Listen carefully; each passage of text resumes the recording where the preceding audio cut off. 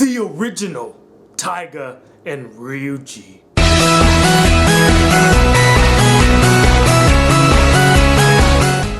What up, y'all? It's the Black Critic Guy, and today I'm here to review the anime The Familiar of Zero. And I really enjoy this anime, and it holds a very special place in my heart because it was one of the earlier animes that I watched when I started frequently watching anime.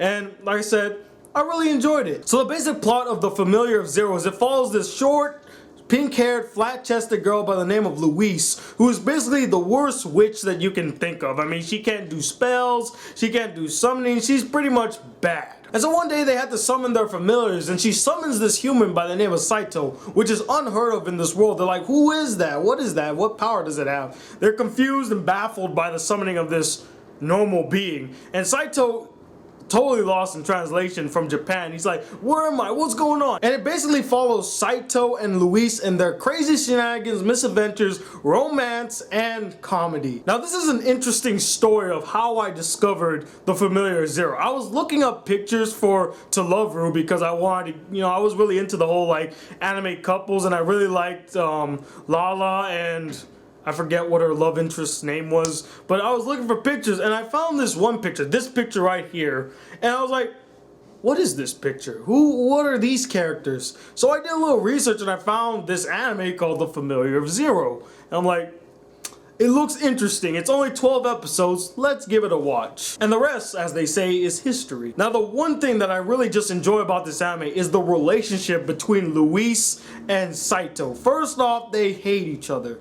Saito does not want to be here. He wants to be back in Japan, and Luis treats him as a pathetic piece of crap dog. But yeah, they're doing all this bickering and arguing and, oh, I hate you, I don't want to do this. And then later on they grow to like each other and they grow this romance. And when they first kiss, that first kiss, man, was that special. I mean, it just really hit me in the heart to see them develop this relationship from hate to love. It just touched me, and especially being in my first anime, I was just like, wow. That's beautiful. There are a lot of other interesting characters as well. There's this girl who looks like a black girl with red hair. She's interesting. There's the Ray look-alike in this anime. And there was this one character by the name of Colbert, and I'm like, whoa, is Stephen Colbert in this show? But no, it's like this other guy named Colbert, but he was pretty cool. The comedy and romance was handled flawlessly in this anime because they just set up these comedic moments, like, the slapstick, oh, you're looking at me, bam, kind of comedy. It was really funny. I mean, for a kid that was starting off in anime, and I watched it recently again, I was like, oh, this still is pretty funny. I laughed out loud in a couple of scenes, and I really just enjoyed it throughout. And one thing this anime does really well too is the battles. They have some awesome battle scenes in this anime, though I wish they were a little longer, and I'm gonna get to that real soon. And probably my favorite aspect of this anime is the opening themes. I loved all three of the opening themes. I saw all three of the series. I haven't seen number 4 yet, but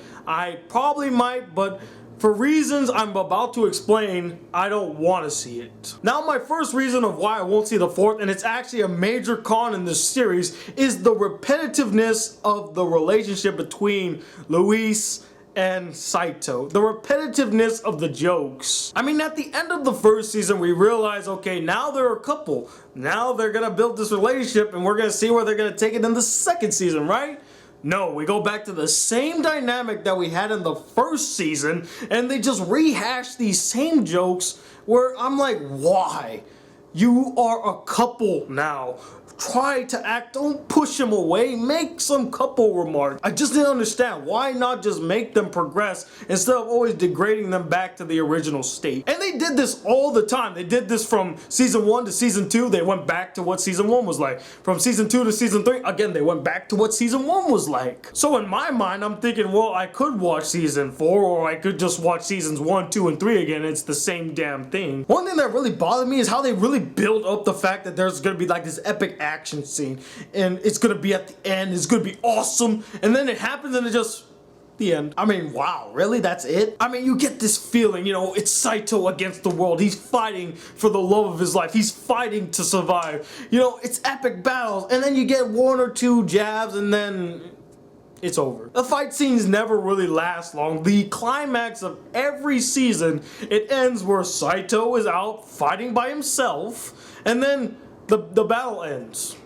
And one thing that just really bothered me is like there's so many like relationships going on at the same time. It's like it's not even a love triangle anymore. I wouldn't even call it that. It's like a love hexagon, a love decagon. It's like, okay, first it's Luis loves Saito, Saito loves Luis, someone likes Saito, someone else likes Saito, someone likes the princess, princess likes Saito, princess then likes Luis, Luis likes Saito. It's just like, well, how do I connect the dots? What's going on? It's like this really overly complex love story that doesn't need this many love story characters, and maybe one or two, but it like has 5 and 7, and you're like, what's going on? Who likes who again? And I just feel like it's a ploy to make us feel like, oh, well, Saito doesn't love Luis anymore. Saying Saito does not love Luis anymore is like saying Bella will never love Edward again. And now I want to punch myself in the face for making a comparison to the crap movies that are Twilight to this really entertaining anime that is The Familiar of Zero.